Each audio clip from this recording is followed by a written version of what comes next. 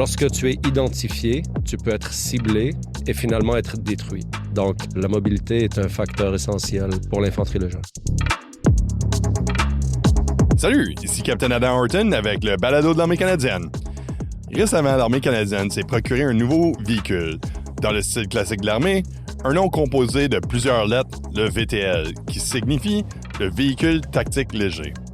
Le major Samir Khalil, directeur du projet pour le VTL, est là pour nous expliquer pourquoi on devrait être enthousiaste pour cet équipement.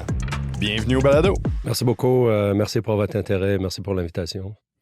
Donc, il y a des gens à la maison qui n'ont jamais vu ce véhicule-là. Même moi, je ne l'ai pas vu. J'ai été en ligne, j'ai cherché des images. Si on se ferme les yeux, est-ce que vous pouvez peut-être nous décrire qu'est-ce que ça a l'air? Oui, absolument. Donc, il peut s'imaginer un véhicule commercial du style Chevrolet Colorado ZR2.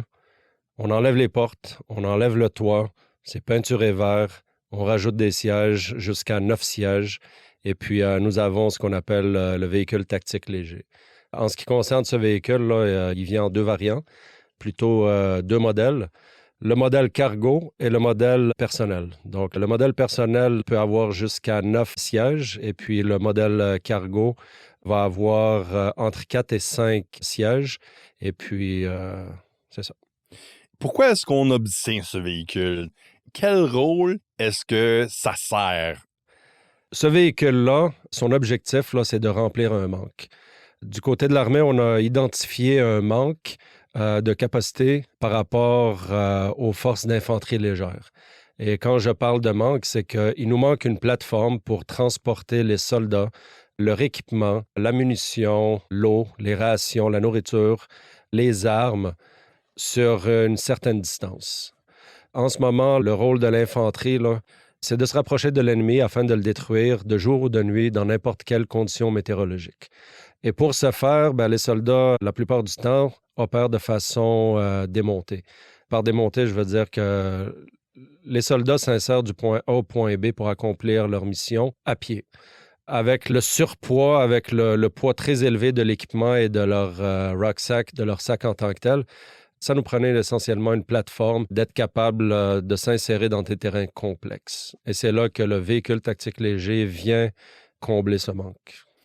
Donc, dans le fond, la différence entre l'infanterie léger puis l'infanterie mécanisée, ils ont des laves ou des véhicules blindés, puis ils ont une certaine capacité de se transporter. Infanterie léger un petit peu plus à pied, disons, puis transporte tout leur équipement. Donc, vous dites que peut-être ce véhicule-là, ça rentre en jeu pour supporter cette activité-là. Oui, quand on parle des forces d'infanterie légère, sont appelées à s'insérer dans des terrains complexes. On peut parler des insertions aéromobiles, on peut parler des insertions amphibies, toutes sortes de différentes méthodes pour s'insérer dans le terrain opérationnel, accomplir la mission et s'extraire de ce même terrain opérationnel. Ce qu'on a remarqué, c'est que lorsqu'on s'insère dans un terrain opérationnel ou plutôt dans ce qu'on appelle aire d'opération, EO, il est important de préserver l'énergie et la capacité de combat du soldat. Okay? On ne veut pas que le soldat gaspille toute son énergie pour se rendre à l'objectif. Et cela même avant même d'avoir commencé les actions à l'objectif. Et je ne parle même pas encore de la phase d'extraction, qui, à mon avis, est l'une des plus importantes après les actions à l'objectif. D'être capable de s'extraire du terrain le plus rapidement possible et de la façon la plus sécuritaire possible, et puis de se préparer à de futures missions.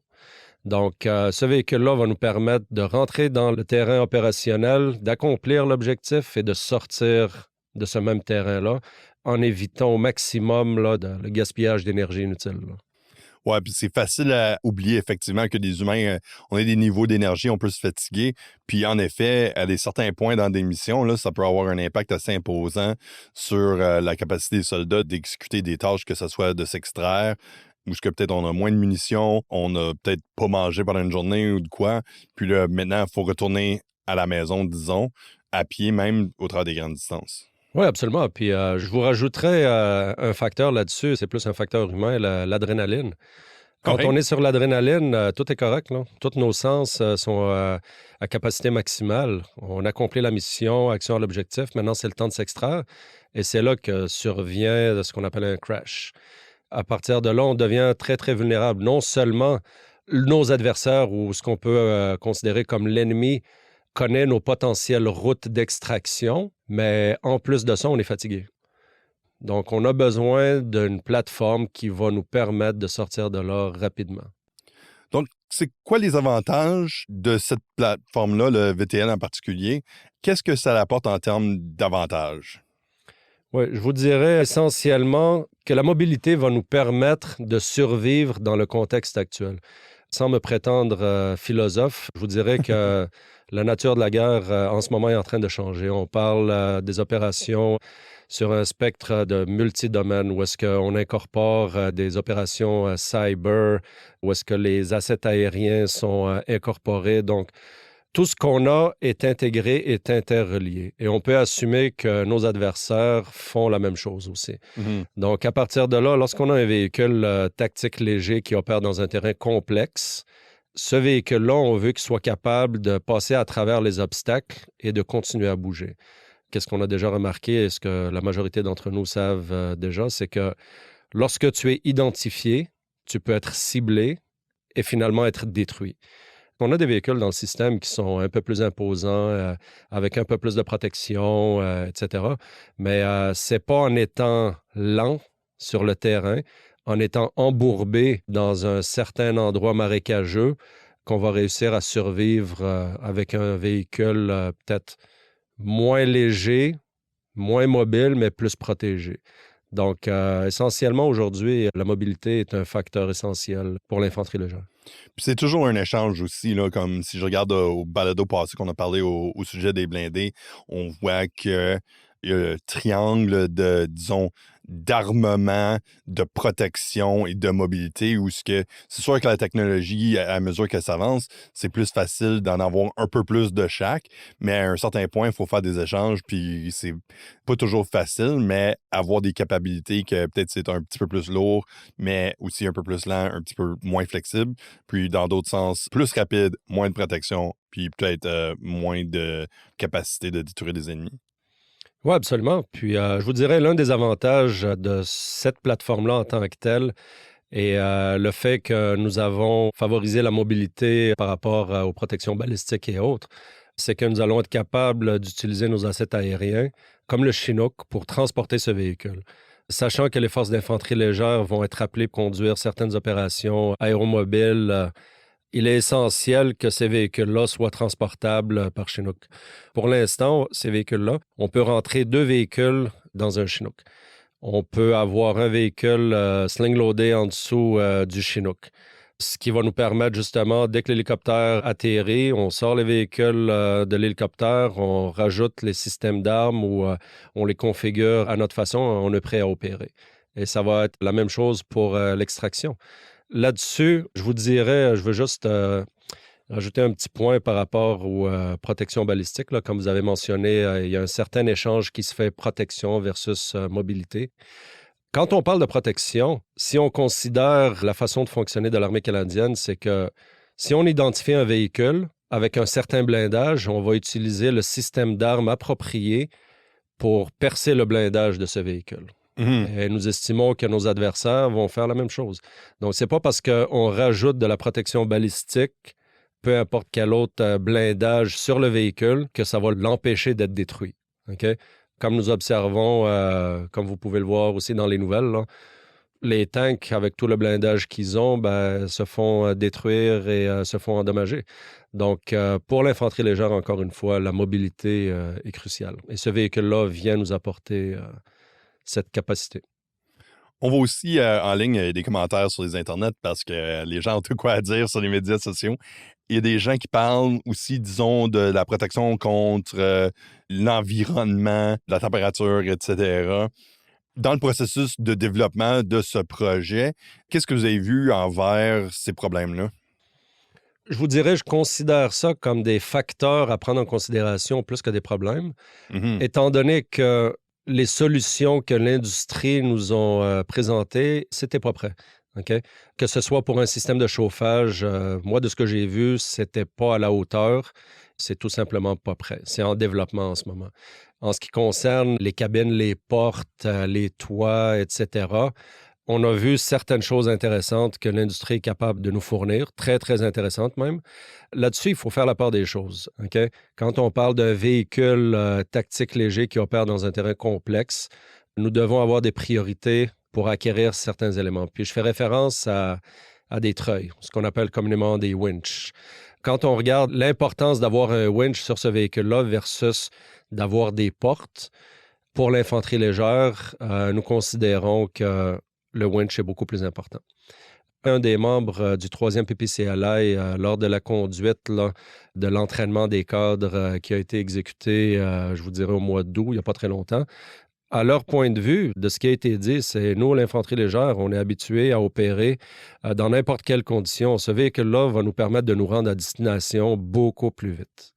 Okay? Donc, à partir de là, quand les priorités vont avoir été analysées, il y a un budget qui va être alloué à chacune des priorités. Et puis, je vous dirais que le système de chauffage n'est pas au top de la priorité. Puis là-dessus, si vous permettez, je voudrais partager une expérience. J'ai eu la chance de... Comment je pourrais dire ça? C'est la chance ou la malchance, là, d'avoir le été... moment. Oui, exact. J'ai eu la chance d'avoir été envoyé sur un cours d'opération arctique. Donc, j'ai suivi le cours et j'ai enseigné le cours. De ce que j'ai retenu de ça, c'est les éléments sont très, très importants. Okay? Des fois, ils peuvent jouer contre nous. Quand on regarde un soldat ou une section ou un détachement qui est dans un véhicule qui est chauffé et qui vont devoir sortir du véhicule chauffé et opérer dans un environnement de moins 15 à moins 20 degrés, ils vont avoir mal. Physiquement, ça va faire mal. Okay? À partir de là, on a développé certaines techniques, soit d'ouvrir les fenêtres, couper le chauffage, enlever la tuque, ouvrir les manteaux, pour que la différence de température entre le véhicule et l'extérieur du véhicule soit pas trop grande et qu'on soit capable d'accomplir la mission. Puis, je suis sûr aussi là, que dans votre jeune temps, lorsque vous faisiez les cours de base, C'est ça. vous avez probablement eu des expériences similaires. Moi, si je me rappelle, nos instructeurs, la première des choses qu'ils nous ont fait faire lorsqu'on rentrait dans le secteur d'entraînement pour faire des patrouilles, c'est de nous faire passer à travers une flaque d'eau ou un trou d'eau. Tout le monde a les bottes mouillées. Maintenant, tout le monde peut se concentrer sur la patrouille. La raison pourquoi ils ont fait ça, c'est qu'ils ont remarqué que tous les candidats, quand on commence à faire des patrouilles, la chose la plus importante pour nous n'était pas nécessairement d'accomplir la mission ou de regarder, voir si notre fieldcraft était correct ou si on était capable de ne pas se faire repérer pendant l'insertion, mais c'était plutôt de garder nos bottes sèches. Puis on n'était vraiment pas concentrés. Mais on a appris. Là-dessus, tout ça, c'est pas pour dire que les cabines, les portes et les protections contre l'environnement sont pas importants, mais pour l'instant, ce n'est pas la priorité. Puis c'est aussi, c'est pas juste question d'argent non plus, là, quand on parle transport par hélicoptère, par exemple, là, c'est ton budget, là, c'est un budget de poids, budget de maintenance, dans le sens, est-ce que je suis capable de réparer les choses s'ils brisent? Donc, fondamentalement, en termes de priorité, c'est si on a des portes, puis un toit, puis etc., puis peut-être une chaufferette, etc., là, c'est peut-être 2 véhicules par Chinook, place de 3 roues. Donc, c'est tout le temps, j'imagine, question de compromis quand on fait des décisions, surtout dans un contexte léger. Le poids par rapport au Chinook. Plus qu'on augmente le poids, moins loin le Chinook va aller. Les pilotes vont devoir compenser pour réajuster le poids, c'est-à-dire mettre moins de carburant dans la plateforme en tant que telle. À partir de là, combien de va-et-vient ça va nous prendre pour être capable de transporter tous les véhicules et tout le personnel avec tout l'équipement pour accomplir la mission. Probablement beaucoup plus de va-et-vient que si on avait un véhicule léger. Mais heureusement, on a un véhicule léger puis on va être capable de faire ce qu'on a à faire. Si on compare le véhicule tactique léger à d'autres véhicules ou des plateformes qu'on a déjà, par exemple le G-Wagon, c'est quoi les avantages qu'on voit avec le VTL? Quand on parle de ce véhicule-là, c'est quoi la différence avec un G-Wagon et n'importe quelle autre plateforme? Lorsqu'on regarde le véhicule actuel qu'on a, G-Wagon, on parle de quoi? 4 personnes, 5 personnes s'il est assis sur un bac de lait quelque part au milieu. Mais à partir de là, je veux dire, il y a un poids maximal qu'on est capable de faire rentrer ce véhicule-là pour être efficace. Fait qu'il va y avoir des décisions qui vont être prises au niveau soit des pelotons, des détachements ou des unités qui utilisent ce type de véhicule. Est-ce que je rentre mon détachement, mes 4 personnes avec leurs munitions, leurs rations, leur eau, leur système d'armes? Ben là, on vient de dépasser la capacité du véhicule. Fait que qu'est-ce qui va être enlevé du véhicule? Fait qu'il y a toujours une espèce d'échange. Ce que le véhicule tactique léger vient nous apporter, c'est qu'on n'aura plus besoin de faire ces calculs mathématiques par rapport au poids. D'autant plus que nous savons tous qu'un soldat, je veux dire, il ne fera pas de calcul mathématique là, Non, avant d'aller en mission. on pitch OK? tout ça dessus, puis j'espère que Exact. ça marche. Il arrivera ce qui arrivera. On Ouais. trouve un trou en dessous du siège, ben on met une boîte de munitions en C'est dessous. Là. Tant qu'il y a de la place, on en rajoute. Ouais. Fait qu'avec un véhicule tel que celui qu'on vient d'acquérir, va nous permettre de transporter une charge beaucoup plus grande que n'importe quel véhicule qu'on a en ce moment.